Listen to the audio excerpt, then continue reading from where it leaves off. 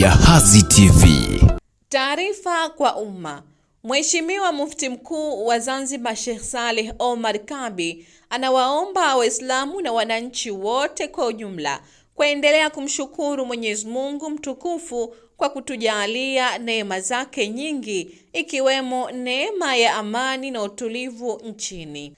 Aidha, Mheshimiwa Mufti Mkuu anawaomba maimamu, walimu wa madrasa, mahadi, wasimamizi wa ndoa na talaka na Waislamu wote kwa ujumla kushiriki katika dua maalumu ya kuiombea taifa letu amani, utulivu, umoja na mshikamano itakayofanyika siku ya Ijumaa ya tarehe 28 Novemba 2025 sawa na mwezi 7 mfunguo 9 mwaka 1447 katika msikiti wa Jamiu Zinjibar Mazizini mara tu baada ya swala ya Ijumaa, insha Allah. Imetolewa na ofisi ya Mufti Mkuu wa Zanzibar. Jahazi TV.